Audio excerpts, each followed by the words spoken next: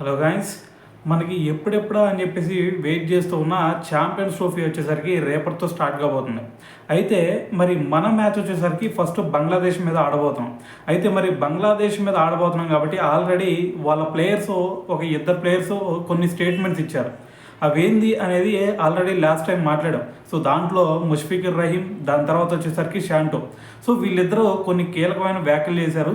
So మరి వాటి గురించి ఆల్రెడీ మాట్లాడుకున్నాం. సో వాళ్ళు మాట్లాడింది ఏంటంటే ఈసారి ఫైనల్లో ఇండియా ఫైనల్కి వచ్చింది, ఫైనల్లో మేము ఇండియాను ఓడించేసి ఛాంపియన్స్ ట్రోఫీ కొట్టుకెళ్తాం అని చెప్పేసి చాలా సింపుల్గా చెప్పారు.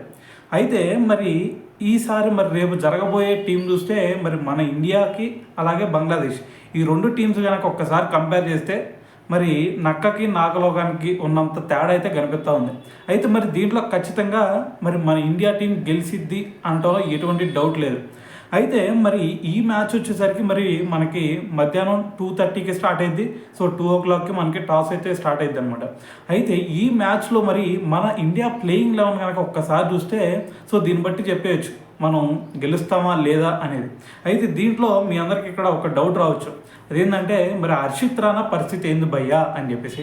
సో హర్షిత్ రాణా మరి మన ఇంగ్లాండ్ సిరీస్లో మరి అంత పర్ఫార్మెన్స్ చేయలేదు. మరి బుమ్రా ప్లేస్లో వచ్చాడు కాబట్టి మరి ఖచ్చితంగా ప్లేయింగ్ లెవెల్లో ఉంటాడా అంటే సో సెకండ్ ఆప్షన్ మాత్రమే హర్షిత్ రాణా.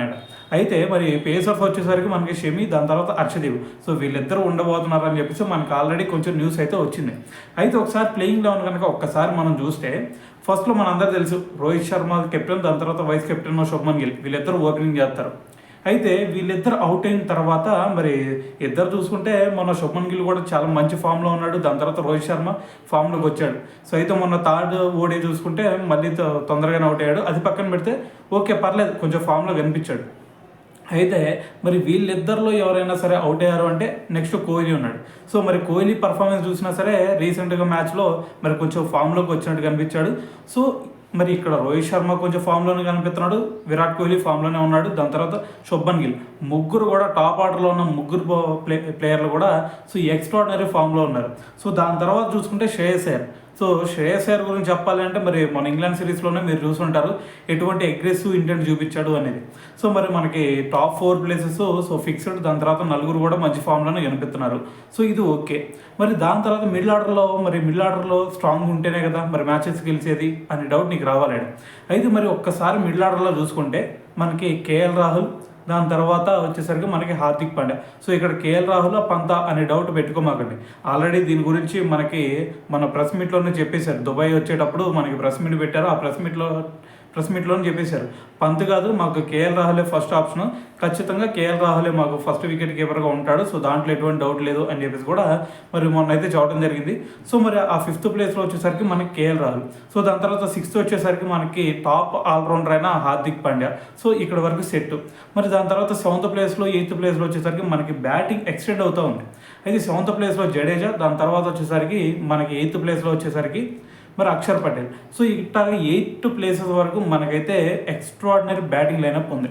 అయితే దాని తర్వాత మరి ఇంకా 3 ప్లేస్లు ఉన్నాయి. సో ఇక్కడ చూస్తే మరి 3 ఆల్రౌండర్లు ఉన్నారు, 2 స్పిన్ ఆల్రౌండర్లు, దాని తర్వాత ఒక ఫాస్ట్ బౌలింగ్ ఆల్రౌండర్. సో ఇక్కడ ముగ్గురు బౌల్ అంటే 30 ఓవర్స్ కవర్ చేయొచ్చాడు. అయితే దాని తర్వాత వచ్చేసరికి ఇంకొక 3 బౌలర్స్ ఉన్నారు. సో ఫస్ట్ వచ్చేసరికి మనకి ప్యూర్ స్పిన్నర్ కావాలా. సో మరి ప్యూర్ స్పిన్నర్ అంటే ఇక్కడ ఇద్దరు కనిపిస్తున్నారు, వరుణ్ చక్రవర్తి, దాని తర్వాత కుల్దీప్ యాదవ్. మరి వీళ్ళిద్దరిలో ఎవరికి ప్రిఫరెన్స్ ఇచ్చే ఛాన్స్ ఉంది అంటే ఖచ్చితంగా దీంట్లో ఎటువంటి డౌట్ లేదు, కుల్దీప్ యాదవ్కే మరి ముగ్గు చూపే ఛాన్సెస్ అయితే మనకి ఎక్కువగా కనిపిస్తున్నాయి. ఎందుకంటే ఆల్రెడీ అంతకుముందు పర్ఫార్మెన్స్, దాని తర్వాత ఎక్స్పీరియన్స్ పట్టి సో కుల్దీప్ యాదవ్కే ఛాన్స్ ఇస్తాము అని చెప్పేసి కూడా మరి వాళ్ళు ఇండైరెక్ట్గా హింట్ ఇచ్చారు. సో అయితే మరి ఖచ్చితంగా కుల్దీప్ యాదవ్ మరి 9th పొజిషన్లో వస్తాడు. దాని తర్వాత 10th 11th మనం అందరూ ఇందాక చెప్పుకుందే సో హర్షదీప్ సింగ్, దాని తర్వాత షమి. సో మన ప్లేయింగ్ 11 అయితే ఇలా ఉండబోతుంది. సో మరి ఇక్కడ మన టీంలో ఒకసారి చూసుకుంటే మరి టాప్ ఆర్డర్ ఎక్సలెంట్గా ఉంది. సో దీంట్లో ఎటువంటి డౌట్ లేదు, టాప్ క్లాస్ ప్లేయర్స్ ఉన్నారు టాప్ ఆర్డర్లో మనకి. దాని తర్వాత మిడిల్ ఆర్డర్లో నెంబర్ 4 పొజిషన్లో ఇప్పటి వరకు ఎవరికి కూడా అంత ట్రాక్ రికార్డ్ లేని రికార్డు మనకి శ్రేయస్ అయ్యర్కు ఉంది. దాని తర్వాత మ్యాచ్ని ముందుకు తీసుకెళ్తా అయినా సరే మ్యాచ్ సిచ్యువేషన్ తగ్గట్టే ఆడగలిగే మరి కేఎల్ రాహుల్ ఉన్నాడు. దాని తర్వాత చివరిలో భారీ హిట్టింగ్ చేయడానికి మనకి పాండ్యా ఉన్నాడు. సో దాని తర్వాత మరి అక్షర్ పటేల్ బ్యాటింగ్ చేయగలుగుతాడు, మరి దాని తర్వాత జడేజా కూడా బ్యాటింగ్ చేయగలుగుతాడు. సో మరి మన టీం చూసుకుంటే మరి ఎక్స్ట్రాడినరీ టీం ఉంది అని అయితే చెప్పాలి. సో మరి స్పిన్నర్లో వచ్చేసరికి మనకి ఫస్ట్ మరి కుల్దీప్ యాదవ్నే తీసుకునే ఛాన్స్ ఉంది. మరి కుల్దీప్ యాదవ్ ఒక రిస్ట్ స్పిన్నర్, దాని తర్వాత లెఫ్ట్ ఆర్మ్ స్పిన్నర్లో వచ్చేసరికి అక్షర్ పటేల్, జడేజా. సో మరి ఫాస్ట్ బౌలింగ్కి వచ్చేసరికి మనకి first Harshdeep Singh left and right hand combination వచ్చింది, షమి, సో హర్షదీప్ సింగ్. సో వీళ్ళిద్దరు left and right hand combination. So దాని తర్వాత వచ్చేసరికి మనకి ఇక్కడ హార్దిక్ పాండ్యా రూపంలో ఒక పేసర్ ఉన్నాడు. సో ఈ విధంగా మరి మన టీం చూసుకుంటే ఎటువంటి డోకా అవసరం లేదు.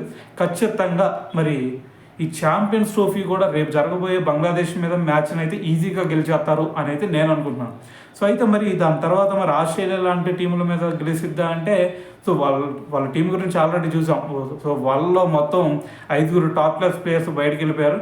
సో ఈసారి వాళ్ళను కూడా బీట్ చేసి మరి ఛాంపియన్గా నిలబడే ఛాన్సెస్ ఇండియాకి ఎక్కువ ఉన్నాయి అని చెప్పేసి అయితే ఇప్పుడు ప్రజెంట్ అయితే మనకు అర్థమవుతుంది. సో అయితే మరి చూద్దాం ఏం చేస్తారు అనేది.